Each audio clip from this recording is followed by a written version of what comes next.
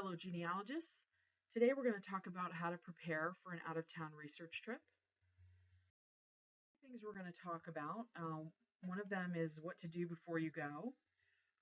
The second part will be what to do while you're there. And then we'll wrap up with what to do after you get home. One of the important things about going to an archive, particularly if it's a trip where you're spending money and time and effort to get there, is that you want to make the most of your time there, and you also don't want to forget that acquiring the information isn't the final destination. You want to have a plan for what to do for with that information when you return. So one of the things that I do before I go on a research trip, and particularly if it's an out-of-town archive or something that's a distance away where I'm spending money, is that I want to find the local genealogical and or historical societies or libraries or archives online to see what's in their collection.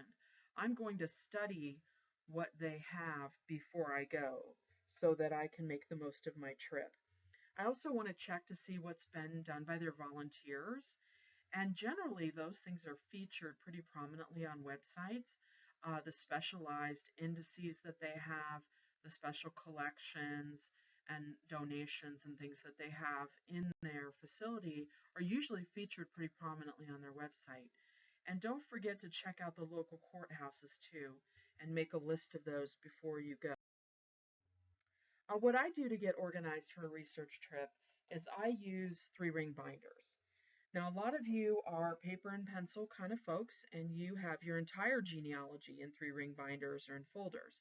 I do not. I have my collection digitized. My entire collection is digitized.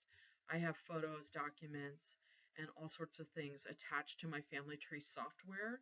And so everything that I need to know about my family at any given point, I can pull up on my computer or iPad or other tablet and view it. So I don't need to take with me notebooks full of family information. But what I do have that's a paper and pencil kind of organization for genealogy are notebooks for when I travel to archives. So I set up 3-ring binders. I use page protectors to hold odds and ends, and I order local maps from each county transportation department. I have city maps, I have township maps, whatever maps that I can find. I even pick them up at rest stops along the way, different state maps, so that I have a really good assortment of maps before I go to a location. One of the things that I've discovered through the years is that when I get to an archive and they have a cemetery or some sort of place that I want to visit, I can't always find it. I can't find it necessarily on GPS, but maybe somebody at the local archive is able to tell me where it is, but they might give me directions, such as turn right at the next stop sign and then turn left at the fire hydrant and then look for the large tree. So it always helps to have a map nearby to have volunteers or whoever's working in the library or the society to kind of draw me a little roadmap on an actual map. Then I set up notebooks with dividers, and I use those dividers by county. Most of my ancestors are a couple of 100 years or 180 years in Ohio. They, of course, migrated from somewhere else, but the vast majority of my research I'm doing in Ohio. So I have notebooks that have the regions where they are, the counties where they are in binders. And I use those notebooks to keep track of what I looked at, where I was when I looked at it, where I found the sources, what I copied, citation information, and so on. I just use loose paper or notepads to find that information. If you want to know what to cite, FamilySearch.org has a great wiki for citing your sources. But in general, these are the common things on this list that genealogists cite. And I cite author, title, repository, date, and page. And I also have in my notes, in my loose leaf paper or in my notepads, I'm noting which archive I am located in at the top of the page, so that I might have pages and pages and pages from one archive in one tablet, but I can tell right away when I switch to another archive in that same area. Before I go on a research trip, I look at what's in my local library. I live in the Columbus, Ohio metropolitan area, so I belong to the Columbus Metropolitan Library, and it's a pretty vast library system. They do have a genealogy floor of the library with all sorts of resources, and those of you who live near a major city probably have something similar. So I go to the catalog for the Columbus Metropolitan Library, and if I'm planning a trip, let's say to Logan County, Kentucky, I search their library for anything related to Logan County, Kentucky to see what they have there. So before I go to Logan County, Kentucky, and I pay for the trip and I book a hotel and all that sort of thing, I want to make sure that I'm not reading things in Kentucky that I could read here in Ohio at my local library. So you notice here that there are 16 different books that are from the Logan County, Kentucky area. So there's a cemetery book, there's an abstract of wills and settlements, deed abstracts, but those are all books that I don't need to read when I'm actually in Logan County. So I print that out and take it with me, and I keep that in my notebook. I prepare a printout before I go of the records of the collection of where I'm going. So if I'm going to Russellville, Kentucky in Logan County, I'll print out what they have in their collection or any lists that they have highlighting some things that I must see when I'm there. Also, if I print their collection, I generally get a printout that includes a lot of that citation information. So it helps me reconstruct that later if I miss something when I'm making citations. I mark what I want to target to make the most of my time. And before I go on a trip, I look at Google Books for out of print books that I can read ahead. A lot of the county histories, the centennial books, and things that we have in the Midwest are out of print, they're out of copyright, and they are in a Google Book format. So I either place those books on an e-reader, but oftentimes I will save them as a PDF. The reason why I do that is because this PDF is searchable. So if I save the Centennial book as a PDF, and I have that as a resource with me, and I can quickly look up an ancestor's name in that book, it'll save me a lot of time. A lot of those older books are not indexed, at least not in the way that I find to be really quick and functional. Um, the main goal before you go is to not spend time at an archive doing what you could do at home or what you could do in your local library.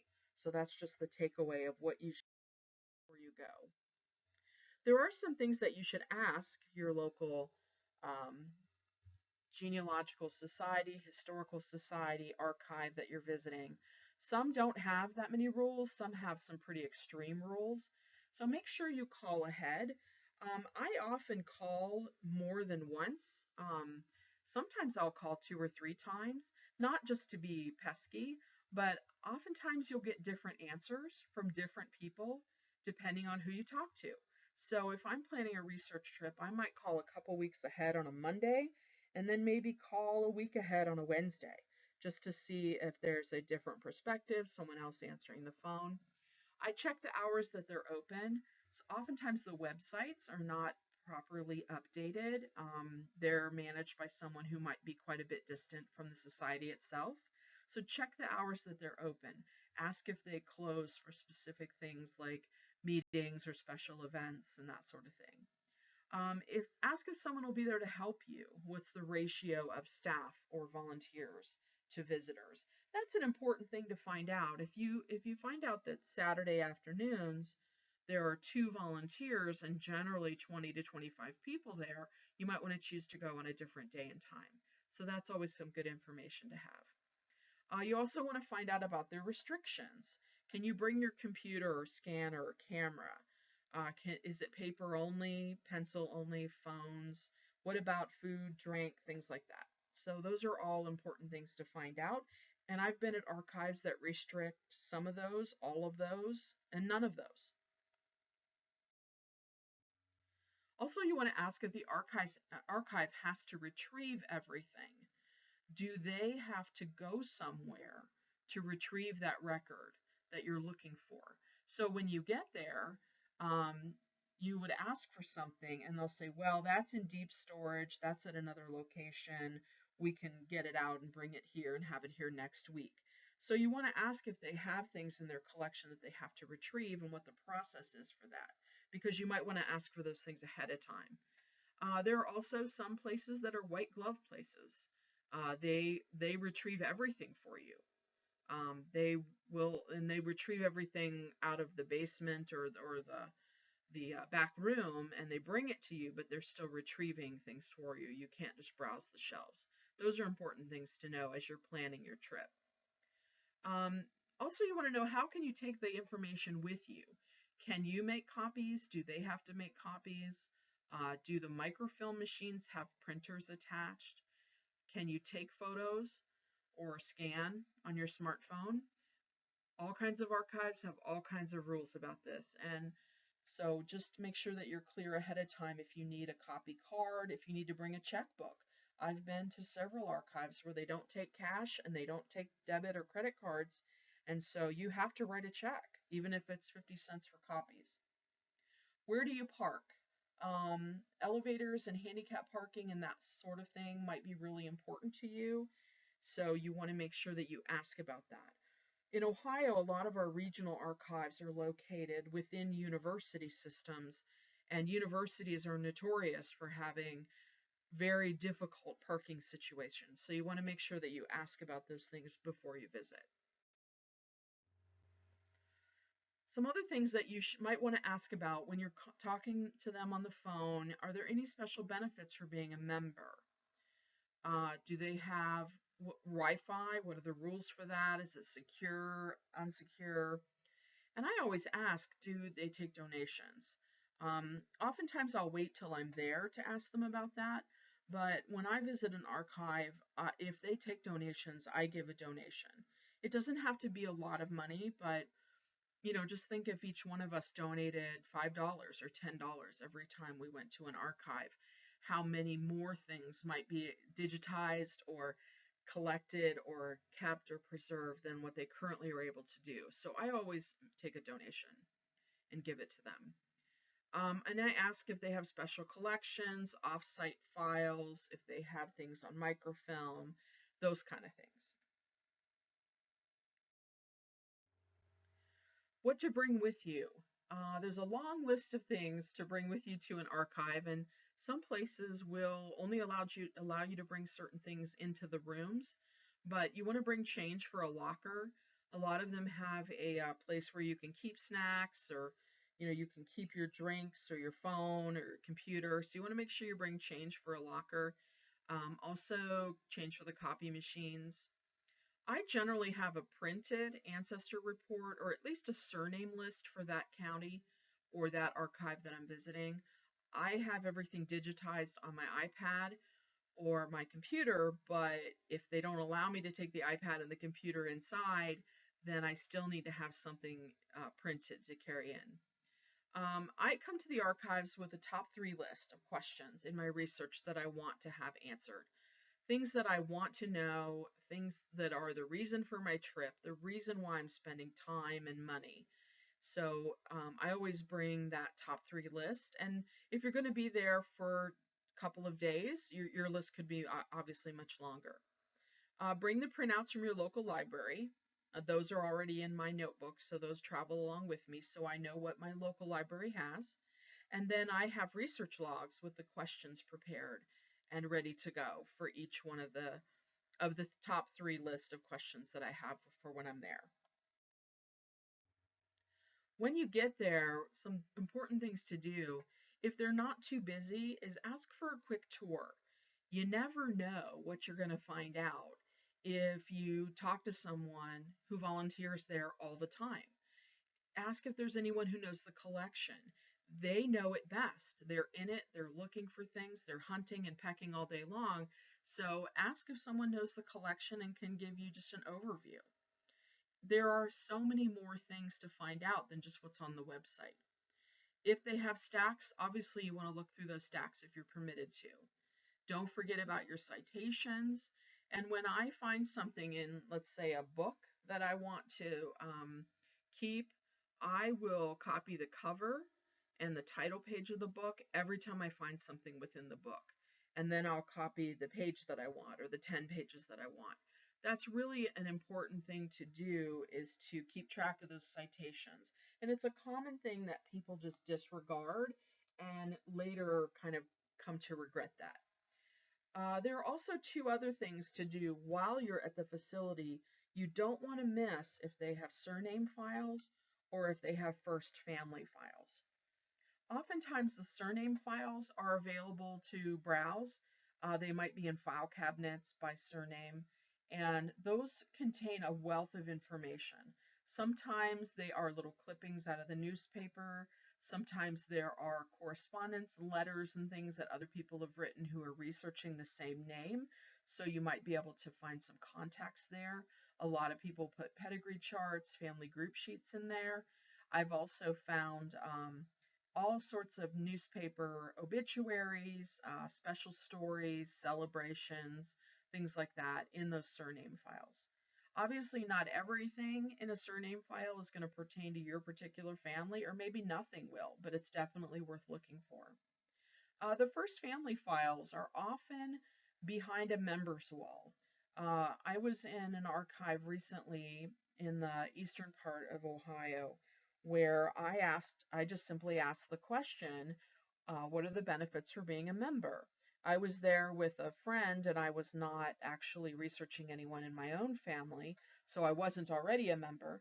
But I asked them, what's the benefit of being a member? And they said, well, for $12 a year, you get a newsletter, and the typical things that you get from a society, and all of those are great resources. But one of the things that they had behind their members wall was the first family files. And those are the applications that people have made to belong to the first families of that county or region or township or city. And so there are all kinds of first family or pioneer family type records in Ohio, but a lot of them are tied to applications for lineage societies. And those, because people are still living, when they're applying for those and they're putting information about themselves in there, those are usually behind a member wall. But we were able to crack 3 brick walls that day just by looking at the first family files and just by paying $12 to be a member. So it's something that you don't want to overlook while you're at a facility.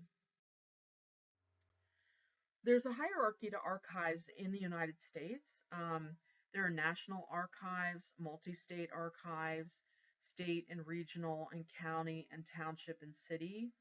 Where do you go? What can you do in person and what can you do on the internet? Those are all important questions to figure out before you go, and figuring out which archive you want to visit is another major decision. Remember that boundaries change especially in Northwest Territories. Counties change, states even changed.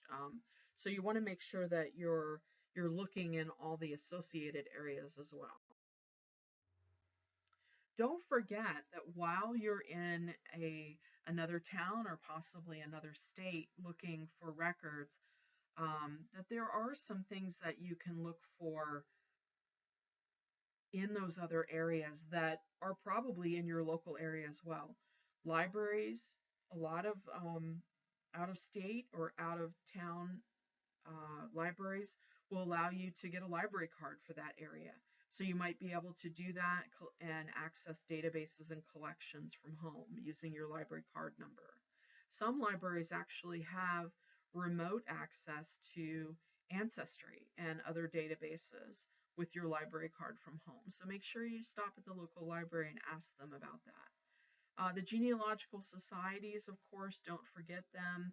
They have newsletters, one-of-a-kind items, special collections, indices, all kinds of wonderful things there. The universities in the area, you want to make sure to pay particular attention to, not just for records, but they have oftentimes photo archives, yearbooks, other kinds of unique things that are housed within universities.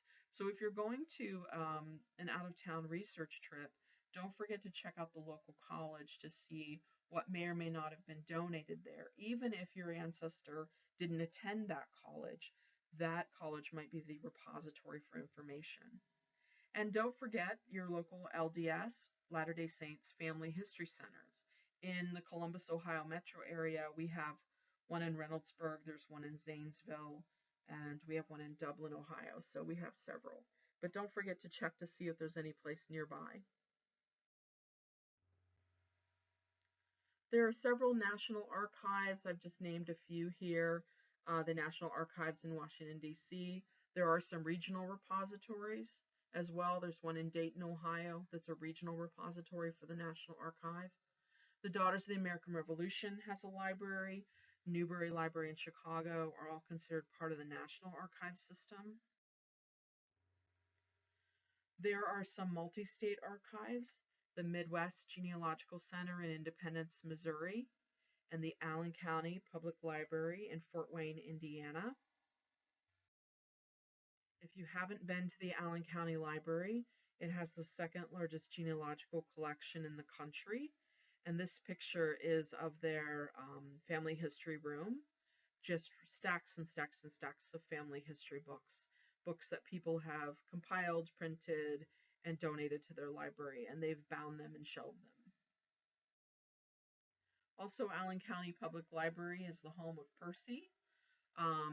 It was created by the staff of the Allen County Public Library Foundation and the Genealogical Center. They're a collection of indexed articles and all sorts of information, apparently close to 2.25 million entries. It's probably more than that by now. I believe that Find My Past is the new home for Percy. And it's a fantastic collection of all sorts of periodicals.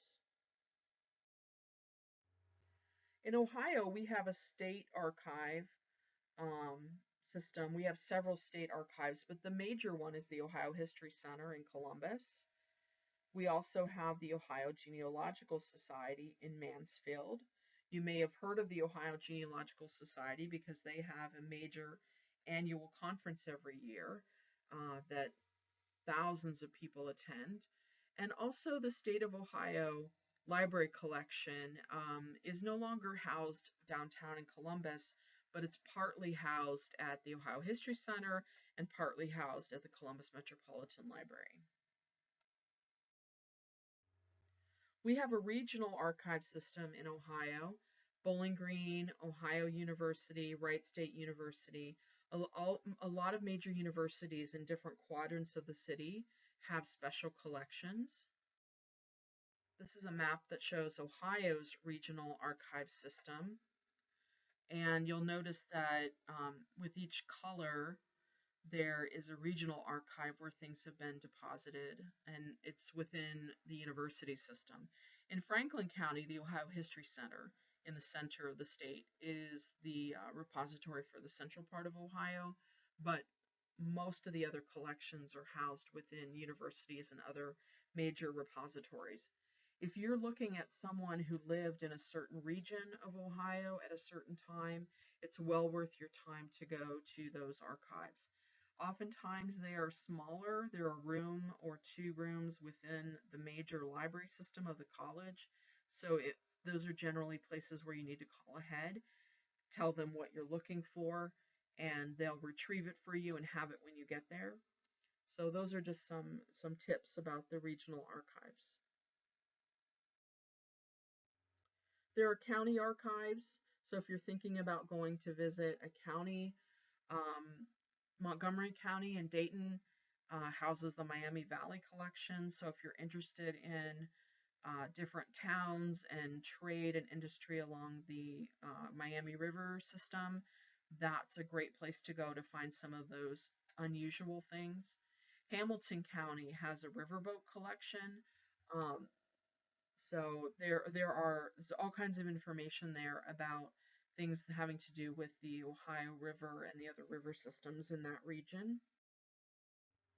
Hamilton County also has a special archive and collection related to the Cincinnati panorama of 1848 daguerreotype photo. There's a link here on this page that you can follow, but this screenshot is just 1/8 of the complete photo, and it's a pretty fascinating look at what the river system looked like from the Kentucky side, taking pictures of the Cincinnati side. So they have a separate room for this. They have a place where you can zoom in and look at it and check it out. If you happen to live remotely and you're still interested in river boats and packet boats and things like that that were on the Ohio River, um, you can go to that link at cincinnatilibrary.org and find all kinds of information about this photo, how the photo was taken, how they've preserved it, what kind of things are visible in the photo, and that sort of thing. The counties that surround Franklin County, Ohio, Delaware County, and almost every county in Ohio has a county archive. Delaware County's is pictured here. There are some places in Ohio that do have people who are researching specific townships, or they're interested in the townships of a county. And this is one I found for Darke County, Ohio. That's on the Ohio-Indiana border, the western border of Ohio. And someone has built a website based on all the different townships that are in Darke County, and you can click on those and find further information, cemetery lists, all kinds of things like that, housed within just a township website. There are also small cities that have archive rooms, genealogical rooms. This is a picture of the St. Paris Library. St. Paris is a little teeny tiny town. I think they have one stoplight. But St. Paris has a great collection, not only of Ohio or Champaign County, but they have tremendous resources of the people who've lived in this part of the state, you know, all the way back to when Ohio, even before when Ohio was a state. Some things to keep in mind while you're coming home, you have all of your research, you've got research questions, you've compiled information, you've added things to your family tree, and you're starting to add in more information from your trip. You want to make sure that you are always, always, always backing up your information. You're using an external hard drive. I have one like the picture here, an external hard drive that I remove. I move files to it, or I should say I copy files to it. It doesn't actually move files to another location. It just makes a copy. So the first time you move your files there or copy them, it's going to take a while. If you have 10,000 photos, it's going to take 2 or 3 hours. But the next time you copy things there, it will just copy what's new. It doesn't copy what's already there. So the subsequent backups take a little bit less time. But I use an external hard drive system. I have 2 of them, and I back up all of my family tree research, my family tree file on the C drive. I also back up all my photos, documents, research notes, everything onto this external hard drive every month. Some people do it more often than that, but I do it every month. And then I trade that with my mom, and then my mom gives me back the one I gave her last month, and we do it again. So if you have someone that you're related to, or someone who's interested in what you're doing, or wants to help you preserve it, or a genealogy buddy in your genealogical society, think about doing an external hard drive swap. And so that that person has the information at their disposal if something happens to your laptop, your home, there's a fire, flood, or something like that. Also, you can back up online. I back up my family tree using Ancestry.com as a cloud service. My tree on Ancestry is private yet searchable, but it's also a backup of my tree. So if something happens to the original family tree maker file, I still have a tree online with its data associated and media.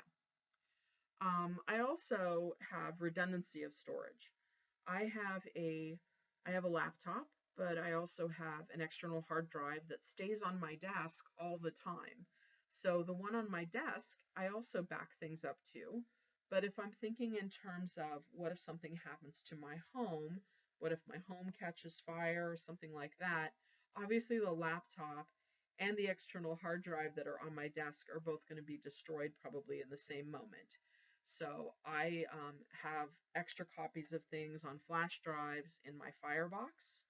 And so anything you can do to increase the redundancy of your storage, it seems like it takes time every month to do that, or every few weeks, or every 3 months. But it's well worth it if you think about how long would it take for you to recreate it? How long would it take for you to rebuild it? And particularly if you have a fire and all of your original documents are gone as well. So I take the time to back up as much as I can. It's really important to do that. Something else to think about as you're compiling and working on your family history and you've done your research trip and you come back, you want to make sure that you have a plan for that information. You also want to think about the future. Who has password account information, and who'll take care of those papers and photos and archives that you've been accumulating.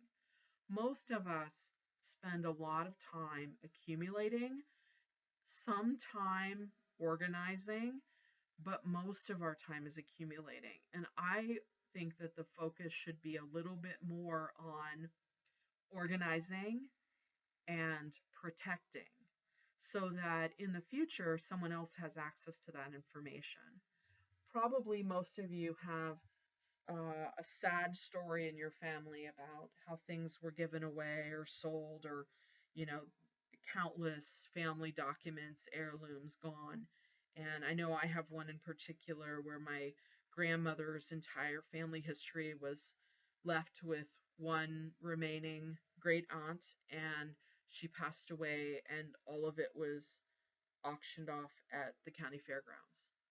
And I remember being at her house and seeing, dresser drawers full of photos and archives and pieces of paper and documents, and it's gone. It was sold with the dresser. So I think the important thing for us to keep in mind, particularly in the digital age, is that even if we have photos on our phone, we have notebooks with notes, we have file cabinets with files. Come up with a plan for how to take care of your archives and your photos. Donate to your local archive, and don't just do that after your death. Do that while you're alive. You can donate to your local archive. You can donate family group sheets. You can donate letters, diaries, files, papers, any sort of thing like that. And if you can't find a local archive to take them to, donate to the area where your family settled or where they lived. And also consider donating to Allen County Public Library in Indiana. I've heard Kurt Witcher speak a number of times, and he says that they'll take anything from anybody at any time. So if you don't have a place to donate, consider donating there, and don't wait until you pass away. Donate while you're still living, and include information about how to contact you with that donation so that anyone else who picks up that family history book or opens that vertical file is going to be able to find you. So I hope you learned something today about how to make the most out of your research trip, and tune in next time. Thanks.